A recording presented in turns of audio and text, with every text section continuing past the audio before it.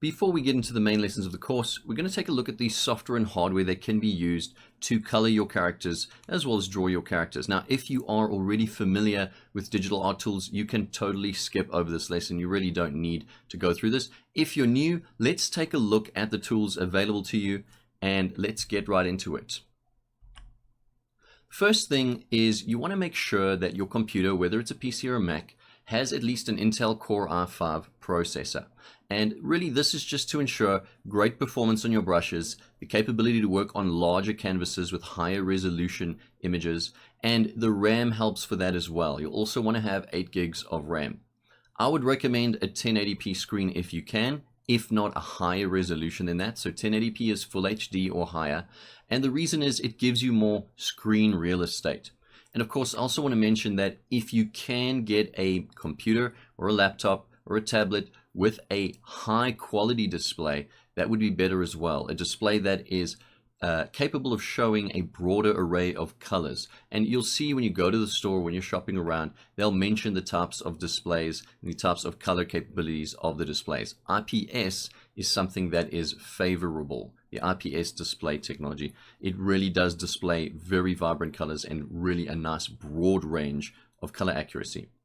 Something else you can look out for is the Adobe RGB color gamut of the screen. Now I know that might sound complex if you've never heard it before. Really it's just a little stat and it tells you how much of the Adobe color gamut the screen prescribes to. A lot of sort of mid-tier to high-end have about 70% color gamut, and the very high end can have up to 95%, possibly even up to 99% color gamut coverage, which means you're going to see more colors and more subtlety in the colors. Now, obviously, there's a price implication, so work within your budget and see what you can afford. Let's take a look at some of the software that you can use. Adobe Photoshop really is the industry standard. You know, I know the word photo is in its name, but it really is a very powerful application. The cost to use it isn't too high. It depends. You can no longer buy it outright. You can buy it on a Adobe Photoshop photography program for about $10 a month, I believe, $10 or $15 a month. And that will get you Lightroom as well. That's for photo editing. But you can then use that for $10 a month. You can use Adobe Photoshop and get access to all of its features. So it is the industry standard. It has perhaps got the highest level of tweaking that you can do in terms of layer modes and in terms of brush settings and things like that. However, just because it is the industry standard doesn't necessarily mean it's the best. We're going to look at some other software that is quite similar and also fully capable. Something to also remember as we move through looking at the rest of the software is that most of the software can do 95% of the things we need it to do. All right. So Adobe Photoshop, you've probably heard of it before. It's kind of become a pop culture thing as well when people say they're going to shop this or shop that. But it is the industry standard, and I think it is very beneficial if you can use Photoshop. Just learn the best right now and get it over and done with, and then you can move into the other applications relatively easily. Another great application is Corel Painter. Very similar features to Photoshop. Of course, less focused on photo editing in terms of the extra tools and more focused on the paint tools. Its key feature really is that the paint and the papers in the application, or the backgrounds really, but the papers as they say, act like the real medium. So you will get rough types of paper, smooth types of paper. You'll get watercolors that bleed like watercolors, oil paints that can kind of dry like oil paints. You know, you can even dry the paints in the app if you want to. And the paint looks quite realistic. Now, of course, this depends on the type of style of coloring or painting that you're going to be doing. But Corel Painter has everything from very digital tools to very traditional tools. So it's a good option there. Just a point to note with Corel Painter does use a lot of CPU power. I would recommend going to an i7 model, 16 gigs of RAM, and maybe a dedicated graphics card if you want to use Corel Painter. It is very resource heavy, and it has been for many years. So it just takes a lot of processing power to do all those calculations of the paint moving and swishing and mixing together. So do keep that in mind with Corel Painter. Next up, we have Clip Studio Paint. Honestly, I cannot praise this application enough. I believe it's a Japanese-made application. I'm not 100% sure on that, but I think it is Japanese-made. I've been using it for 3 or 4 years. I use a bunch of different software at times. I'll switch between. But Clip Studio Paint effectively is a once-off purchase. You can buy just the Pro version. They've got the Pro and the EX version. The Pro version has everything that you need to draw and paint characters, no problem. It has great brushes, great brush mechanics. It has very similar features to Photoshop. The developers are really constantly updating the application. And the best part is the software costs, if I'm not mistaken, $59.99 US. Of course, depending on when you're watching this course, that price could increase or decrease, but nevertheless, it's a once-off purchase.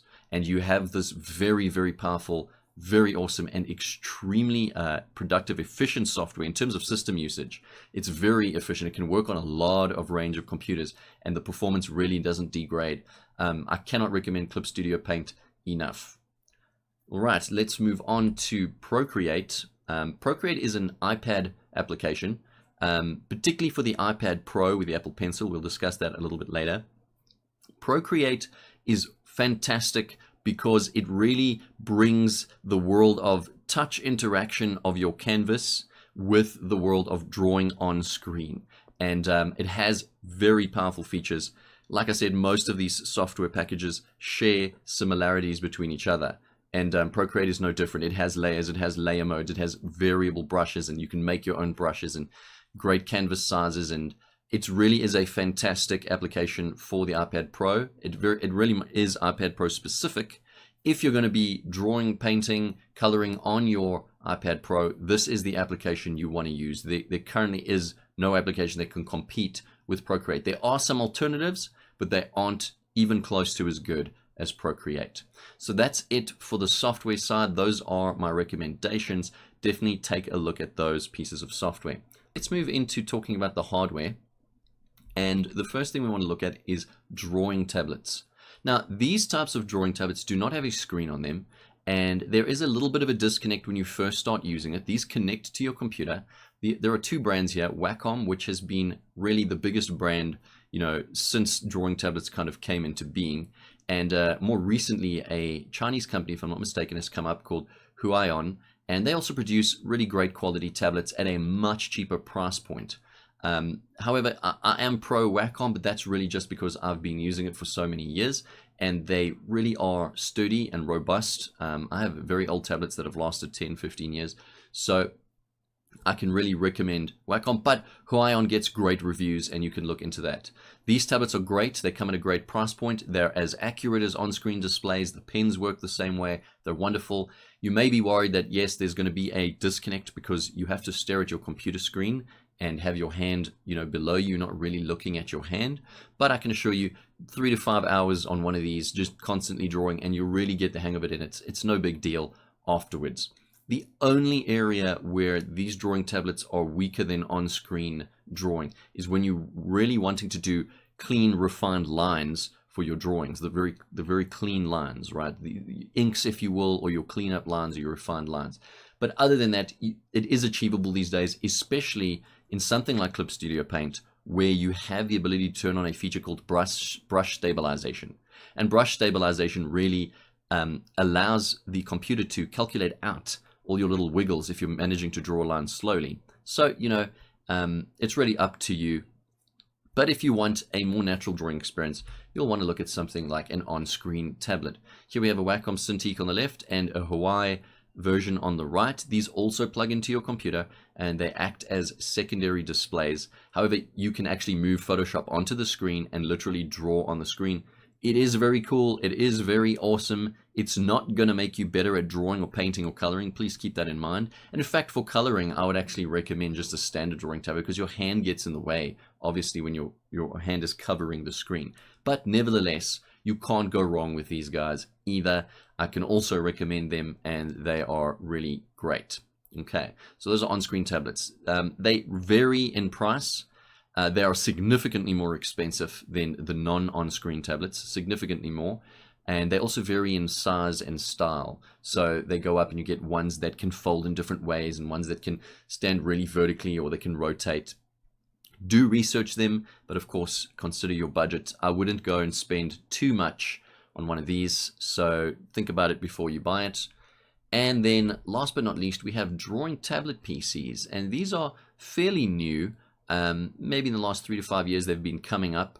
The Apple iPad Pro is very new. I think it's only about a year and a half old now already, but it does require a separate purchase of the Apple Pencil, and also that apparently the new Microsoft Surface Pros do not include the pen, but the older models do, and the older models are still on sale. Nevertheless, the Apple iPad Pro runs on iOS. You'll be primarily using Procreate on there, and perhaps a suite of other apps just to kind of complement it, or maybe help you with some edits or post-production of your work.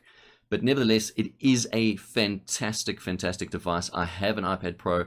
I love drawing on it. The battery life is crazy. I draw on it, I paint on it, I color on it all the time. It is a good device. It is very efficient, and Procreate can export to PSD, so you can move to your PC later and do some tweaks if you want to. And a lot of the time, you don't even have to. Microsoft Surface Pro, on the other hand, is a full computer. It's a full tablet PC. As I said, the older models come with the stylus. The newer models apparently do not. You have to buy it separately. It's $100, I hear. It doesn't use Wacom technology. It uses a different type of technology in the pen, but I have used these and it works perfectly fine. To me, there is no discernible difference in the drawing capability or the painting capability. It really is the same. And now when you're using a Surface Pro, because it's a computer, you'll then want to use Photoshop or Clip Studio Paint or another software suite to draw and paint in. And also a great device. As another point to note on the Surface Pro, that kickstand kicks back in a really nice way where you can rest it for a drawing kind of mode where the screen tilts up a little bit. The iPad Pro, you're going to need a laptop stand or something to prop it up if you want to use it in that way. But nevertheless, those are your hardware and your software options. I've just recommended the products that I think are really good and will help you just get into it really quickly. Let me also say, guys, we want to keep in mind art is really about the theory and the practical. Don't worry so much about the tools. Don't let it stress you out. Don't freak out about it. You can get by the mid-range computer, a cheap, Wacom tablet or Huion tablet, and a subscription to Photoshop or a purchase of Clip Studio Paint or what have you. You can get by just fine. Try to grow your skills. Don't worry about the hardware and software too much. All right. But those are my recommendations, and I will see you guys in the next lesson in the course. See you there.